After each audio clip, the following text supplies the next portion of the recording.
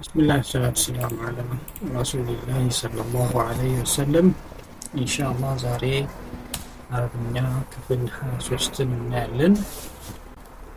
ባለፈው እንግዲህ ካቆምንበት ጀዝም ማድረግ አይተን ነበር። ከጀዝም በኋላ ቀጥሎ ትዕዛዝና ክልከላን እናያለን።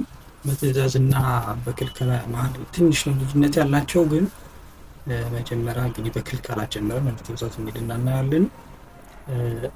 ግን ቀድሞ ለሁለቱም የሚያገለግል ለመጀመሪያ ምናለ ሁለቱንም የሚያስማማ ሆኖ ግን ኮመን ሴንስ የሆነ ነገር እናወራለን። ኮመን ሴንስ ማለት እንዲሁ በክልከላና በትዕዛዝ በሚኖሩ ጊዜ እንደዚህ አይነት ነገሮች መታሰብ ያለባቸው ነገሮች አሉ።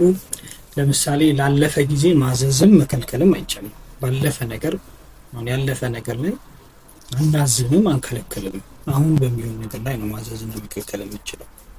አንድ እንትን ነው። ሁለተኛ ደግሞ ራስን ማዘዝ አይቻልም። ራሴን ልዘዝ ብል ራሴን ማዘዝ አልችልም። ራሴን ብላ ብዬ ራሴን ብላ ስል ራሱ ከፊት ለፊት ያለን ሰው አጠገብ ያለን ሰው መሆኑን ያሳያል። ልብላ ብዬ ትእዛዝ የለም እና አንድ ሰው ራሱን ሊያዝ ማለት ነው። ሌላ ደግሞ አጠገባችን ያለ ሰው ነው ማዘዝም መከልከል የምችለው። ብላ ስል አጠገብ ያለ ሰው ነው። አጠገብ የሌለ ሰው ብላ ማለት አልችልም፣ አትብላ ማለት አልችልም ማለት ነው። ምሩጥ አትሩጥ፣ ተኛ አትተኛ፣ ምንም ነገር ሊለው አልችልም። ስለዚህ ይሄ በኮመን ሴንስ መታወቅ ያለበት ነገር ነው። ከዚህ ሌላ ደግሞ በአረብኛ ሰዋሰው ላይ ክልከላ ከትዕዛዝ ይቀላል። እንደዛ ነው ከክልከላ ጀምረን ለትዕዛዝ የምንሄደው። ለምንድነው? ትዕዛዝ ለመመስረት ትንሽ ስቴፕ ረዘም ይላል። ክልከላ ቶሎ ይመሰረታል። ለዛ ነው። ሌላና ዋናው ደግሞ ነገር ሰዋሰዋዊ ትዕዛዝን በሰዋሰው የሚመሰረተው ትዕዛዝ ሁልጊዜ ትዕዛዝ ላይሆን ይችላል። ሁልጊዜ ማለት ትዕዛዝ ላይሆን ይችላል። አንዳንድ ጊዜ ጥቆማ ሊሆን ይችላል። አንዳንድ ጊዜ ማነሳሳት ሊሆን ይችላል። አንዳንድ ጊዜ ፍቃድ መስጠት ሊሆን ይችላል። አንዳንድ ጊዜ ምክረ ሀሳብ ሊሆን ይችላል። ሌላ ጊዜ ጥያቄ ሊሆን ይችላል። ሌላ ጊዜ ፍላጎትን የገለጽንበት መንገድ ሊሆን ይችላል። ሌላ ጊዜ ደግሞ ስላቅም ሊሆን ይችላል እና ሁልጊዜ ትዕዛዝ እንትኑ ቶኑ ነው ነገሮችን የሚወስነው ማለት ነው። ከቃሉ ጋር አብሮ ቶኑ ይወስናል። እሺ ከክልከላ ስንጀምር ክልከላ ላይ ምንድነው የምናደርገው? እንግዲህ ቅድም ባልኳችሁ መሰረት አንደኛ የአሁን ጊዜ መሆን አለበት። የአሁን ጊዜ ነው መሆን ያለበት፣ ግሱ ማለት ነው። የአሁን ጊዜ ግስ መሆን አለበት። ሁለተኛ ደግሞ አጠገባችን ያለ ሰው ነው ማለት ሁለተኛ መደብ ነው ማለት ነው። ሁለተኛ መደብ ነው። ስለዚህ ሁለተኛ መደብን ጀዝም እናደርገውና ጀዝም አሁን ባለፈው ከዚህኛው ትምህርት በፊት ያሳለፍነው ነው። ሁለተኛ መደብን ጀዝም እናደርገውና ላ እንጨምርበታለን። በቃ መከልከል ይሄ ነው። ጀዝም አድርጎ ላ መጨመር ብቻ ነው። ምሳሌ ስናይ አትሂድ ይላል። አሁን ምሳሌ በአማርኛ አትሂድ ማለት ብንፈልግ ሁለተኛ መደቡ የአረብኛ ተዝሃቡ ትሄዳለህ። ሁለተኛ መደቡ ተዝሃቡ ላይ መጀመሪያ ምን እናደርገዋለን? ጀዝም እናደርገዋለን። ጀዝም ለማድረግ ደግሞ ጀዝም ምንድነው? ተዝሃቡ ረፍዕ ነበረ። ጀዝም ለማድረግ የመጨረሻዋን ምንድነው የምናደርጋት? የመጨረሻዋን ደማ ሱኩን ነው የምናደርጋት። ተዝሃብ ጀዝም እናደርግ የመጀመሪያው እንትን ይሄ ነው። ከዛ ላ ከፊቱ ላ ተዝሃብ በቃ አትሂድ፣ ላ ተዝሃብ ስል አትሂድ ያልኩት ማለት ነው።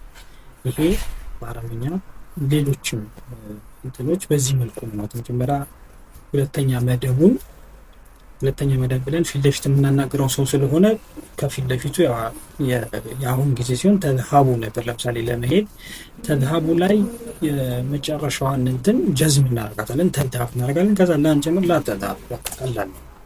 በዚህ ላይ እንግዲህ ክልከላ ሌሎች ምሳሌዎች ነው። ለምሳሌ በዚህኛው ተአኩሊና እንደዚህ ተአኩሊና አትብይ ማለት ነው የፈለገው። እኛ አትብይ የሚለውን ትእዛዝ ማምጣት ፈልገን ነው። ተአኩሊና ግሱ ነው። ጀዝም ለማድረግ ተአኩሊና ኑንን መጣለው። ኑንን ስንጥለው ተአኩሊ ይሆናል። ላ ስንጨምርበት ላ ተአኩሊ አለቀ ማለት ነው ትእዛዙ። አትማሩ ማለት ፈለግኩኝ። ተተዓለሙነ ትማራላችሁ ማለት ነው። ተተዓለሙነ ትማራላችሁ ማለት ነው። ከዛ ጀዝም ለማድረግ ኑንን ነው የምንጥለው። ተተዓለሙ እንላለን። ላ እንጨምርበታለን። ላ ተተዓለሙ አትጻፉ ለብዙ ሴቶች ነው አትጻፉ አልኩኝ።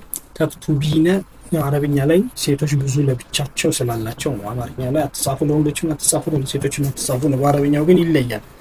ስለዚህ እዚህ ጋር ተክቱቢነ ስል ብዙ ሴቶችን ትጽፋላችሁ ማለት ነው። የሴቶች ያው ለየት ማለት ስለሚወዱ አይነካም። የነሱ እዚህ ጋር አይቀየርም፣ ምንም ነገር አንጥልም። ይሄ ኑን ራሱ ሴቶችን የሚገልጽ ነገር ስለሆነ እዚህ ጋር አንጥለው። ተክቱቢነ ላተክቱቢነ ነው በቃ ስለማይነካ ማለት ነው። ይሄ ስለማይቀየር ላተክቱቢነ እንዳለ እናስቀምጣለን። ከዚህ በኋላ ደግሞ ወደ ትዕዛዝ ልንገባ ነው። ትዕዛዝ ከመግባታችን በፊት ግን በአረብኛ ላይ ትዕዛዝና አረፍተ ነገር ልዩነታቸው በጣም ትንሽ ስለሆነ መጀመሪያ እሱን ማየት ይኖርብናል። ለምሳሌ አረፍተ ነገሮች ሁለቱ ለምሳሌ አረፍተ ነገርና ክልከላ ሲሆን የሚኖረው አማርኛ ላይ አሁን መጽሐፍ አትጽፍም አረፍተ ነገር ነው። መጽሐፍ አትጻፍ ምንድነው? ክልከላ ነው፣ ትዕዛዝ ነው። እዚህ ጋር አሁን አረብኛ ላይ የሚለዩት እነዚህ ሁለቱ ፊደሎች ላይ ያለችው ሐረካ ብቻ ነው ይለዩት። እዚህ ጋር ላተክቱቡ ኩቱበን ስል እቺ ረፍዕ በምትሆን ጊዜ አረፍተ ነገር ነው። እቺ ጀዝም በምትሆን ጊዜ ክልከላ ነች። ላተክቱብ ኩቱበንና ላተክቱቡ ኩቱበን ይሄ ብቻ ነው ልዩነታቸው። ስለዚህ ይሄ ጥንቃቄ ይፈልጋል ማለት ነው። ይሄ ለውጡ ብዙ ነው። በዚች ረፍዕና በዚች በጀዝም መሃል ብዙ ለውጥ አለ። መጽሐፍ አትጽፍ መጽሐፍ አትጻፍ የሚለውን ለውጥ ያመጣል ማለት ነው። ስለዚህ ይሄ ልዩነት እንድናየው ነው።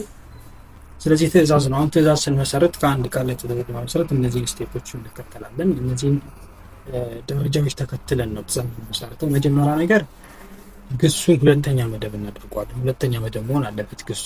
ሁለተኛ መደብ ማለት ፊት ለፊት የምናወራው ሰው ማለት ነው። ከዛ በኋላ የመጀመሪያውን ታ እናጠፋታለን። የመጀመሪያውን ታ ለምን? ሁለተኛ መደብ ስለሆነ ከፊት ታ አለ፣ እሷ እናጠፋለን። ቀጥሎ ቃሉ በራሱ መቆም ከቻለ እንደዛው እንተዋለን።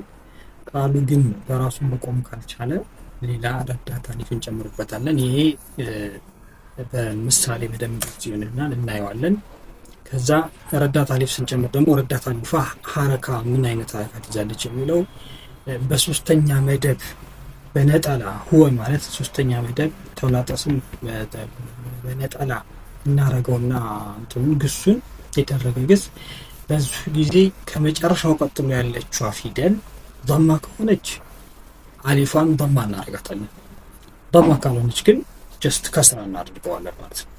ضማ ካልሆነች ከመጨረሻው ምሳሌ ላይ እናየዋለን። ከዚህ ህግ ግን ይህን ህግ የማይከተሉ እነማን አሉ? አስለመ የሚባል ሰርፍ የሚባል ትምህርት ከዚህ ሌላ ሰርፍ አለ። ሰርፍ ላይ የአስለመ ቤተሰብ አሉ። የአስለመ ቤተሰቦች ይህን ህግ አይቀበሉም። እነሱ ሁልጊዜ አ የሚለውን ነው የሚቀበሉት። ለምን? እዚህ ጋር ኡና ኢ ነበር አይደለም አሊፉን የምናደርገው ያረዳት አሊፍ አረጋ። እዚህ ጋር ግን አስለመ እና ቤተሰቦቹ ግን እኛ ያንን ህግ አንቀበልም ብለው እነሱ እንደሚለው አ የሚለውን ነው የሚቀበሉት ማለት ነው። ከዚህ በኋላ ምሳሌዎችን የሁሉም አሁን ያነሳናቸውን ነጥቦች እዚህ ላይ ለማካተት እንሞክራለን። ለምሳሌ ሂድ ማለት ፈለግን፣ እኛ ትዕዛዝ ሂድ ማለት ፈለግን። ሁለተኛ መደቡ ተዝሃቡ ነው። ተዝሃቡ ሁለተኛ መደቡ ነው። እቺን መጀመሪያ ስቴፓ ጀዝም ስናረጋት ተዝሃቡ የነበረችው ረፍዋ ወደ ጀዝም ትሄዳለች። ተዝሃብ ከዚህ የመጀመሪያውን ታ ታስወግዳላችሁ። እዚህ ጋር የነበረችው ታ ስትወገድ እዝሃብ ይላል። እዝሃብ አረብኛ ሲጀምር ምንም ጊዜ በስኩን መጀመር ስለማይችል ይሄ በራሱ መቆም አይችልም። በራሱ መቆም ከቻለና መቆም ሳይችላል ይሄንን እዚህ ጋር መቆም ስለማይችል ረዳት አሊፍ እንጨምርለታለን። ኢዝሃብ እንላለን። ግን ኢዝሃብ ነው ኡዝሃብ ነውን ማወቅ አለብን። ይሄን ለማወቅ በሁወ ጊዜ ምን አለን? በሁወ ጊዜ የዝሃቡ ነው። አሁን ዘሃበ የዝሃቡ ነው። በሁወ ጊዜ የዝሃቡ ከዚህ እዚህ ጋር ሀቡ የምትለዋ እዚህኛዋ ላይ ችኛዋ ላይ ከመጨረሻው ሁለተኛዋ ፊደል ከቡ በፊት ያለችው ሀ አለች አይደለ? እቺ ዶማ ከሆነች አሊፋ ዶማ ትሆናለች። እቺ ግን ሌላ ፈትሃና ከስራ ከሆነች ግን ችግር የለውም ከስራ ነው። ስለዚህ አሁን ይሄ ዶማ ስላልሆነ ኢዝሃብ ሆነ ማለት ነው። ትእዛዙ ኢዝሃብ ሂድ የሚለውን ትእዛዝ ይሰጣል። ለዚህ ነው ትምህርቱን መከልከል ይከላል ያለው። ይሄ ስቴፕ ረዘም ስለሚል ነው። ሌላ ለሴቶች እርዱ ማለት ፈለግን። አሁን እርዱ ብለን ሴቶችን ማለት ፈለግን እና ሴቶችን መጀመሪያ በሁለተኛ መደብ መርዳት የሚለው ትረዳላችሁ ለብዙ ሴቶች ለማለት ስንፈልግ ተንሱርነ እንላለን። ከዛ ጀዝሙ አይቀየርም። ቅድም ሴቶች ያው ልዩነት ለየት ማለትን ስለሚፈልጉ አንቀየርም ብለዋል። እዚህ ጋር ተንሱርነ አልተቀየረችም። እቺታ ግን ማለት ጀዝም ሲሆኑ ያው ራሱ ነው ጀዝሙ ማለት ነው። ታዋ ግን ትጣላለች። ታ ስትጣል እንሱርነ ትላለች። እንሱርነ ደግሞ በስኩን አይጀምርም ብያችኋለሁ፣ ይፈልጋል። ስለዚህ ከመጨረሻ ፊደል በፊት ያለው እዚህ ጋር ኑን የሴቶችን መግለጫ ስለሆነ ከራ በፊት ያለችው እቺ ነት ነሳራ ነው። የህወ የዚህ እንትን መነሻው ነሳራ የንሱሩ ነው። የንሱሩ ነሳራ የንሱሩ ስለሆነ የንሱሩ ስትል ቺሳዳ በማ ስለሆነች እዚህ ጋር እንሱር ነው ይሆናል። በማ ሲሆን በማን ነው የሚቀበለው ብለናል። እንሱር ነው። ሌላኛው ተማሪ እንግዲህ አይቀየርም የሚለው እዚህ ጋር ለሴቶች ለአረብኛ ጊዜ የሚቀበል እዚህ አሁን ተማሪ ማየት እንችላለን። ተማሪ የሚለው ተማሪ ስምም ነው፣ ተማሪ ትእዛዝም ነው አይደል? አማርኛ ተማሪ ስምም ነው፣ አልተቀየረም ቃሉ ግን ኮመን ሴንስ ነው የሚነገርን። ተማሪ ብዬ ሳወራና ተማሪ ብዬ ፊት ለፊት ይሳዝ በኮመን ሴንስ እንረዳለን። ትእዛዝ ነው ወይስ ስምን እየተጠቀምኩ ነው? ያን ስቱደንትን ተማሪ ስቱደንት የሚለው ወይ ደግሞ የሆነ የሚማራ ሰው ተማሪ ብዬ እንደገልጻለሁ። ትእዛዝም ተማሪ አሁን እዚህ ጋር በትእዛዝ ነው ተማሪ ብዬ ያመጣሁት አይደል? ስለዚህ ልክ እንደዛ ማለት ነው። እዚህ ጋር አንዱ ቃል በኮመን ሴንስ እዚህ ጋር ጀዝም ሲሆንና ሁለተኛ መደብ ሲሆን የምንለየው ኮመን ሴንስ ነው ማለት ነው። ልክ እዚህ ጋር ተማሪ ይዳሉ እና እዚህ ጋር ተተዓለሚነ ትማሪያለሽ ማለት ነው። ተተዓለሚነ ትማሪያለሽ ማለት ነው። ጀዝም ስናደርገው ኑን ትጣላለች። ተተዓለሚ ያው ብዙ ሴቶች ሲሆኑ ነው የማይጣለው። እዚህ ጋር አንድ ሴት ስለሆነች ተተዓለሚ ኑንን ጣላት። ከዛችን ታ ስንጥላት ተዓለሚ ይሄ በራሱ መቆም ስለሚችል እነዛ ሁለቱ መቆም ስላልቻሉ ነው ረዳት አሊፍ የተቀበሉት። ይሄ ግን በራሱ መቆም ስለቻለ ምን አለው ተዓለሚ በቃ አሪፍ ምን ይሄ ለምን መጀመሪያው ፊደል ስኩን አይደለም። አስጠንቅቁ አልኩ ለብዙዎች ማለት ነው። ቱንዚሩነ ታስጠነቅቃላችሁ ማለት ነው። ቱንዚሩነ ታስጠነቅቃላችሁ። ስለዚህ መጀመሪያ ጀዝም ስናደርገው ኑን ይጣላል፣ ቱንዚሩ ይሆናል። ቱንዚሩ ቀጥሎ እቺ ታን ማስወገድ፣ ታን ስናስወግድ እንዚሩ ይላል። እዚህ ጋር በራሱ መቆም ስለማይችል የአስለመ ቤተሰብ ነው። ይሄ ደግሞ አስለመ ቤተሰብ አስለመ ዩስሊሙ እንዳለው አንደረ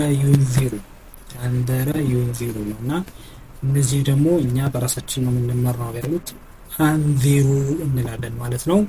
እንግዲህ የዛሬው እንትን ይሄን ይመስላል። አላህ ካለ ለመግቢያ ያህል ያልተዘጋጀነው የአረብኛ ከዚህ በኋላ ትንሽ ወደ አድቫንስድ ከሄድን ነው እንጂ እዚህ ላይ ይበቃናል ብዬ አስባለሁ። ወይ ወደ ሰርፍ ወይ አድቫንስድ እንትን የምንሄድ ከሆነ ወደፊት የምንነግረን። አሰላሙ አለይኩም ወራህመቱላህ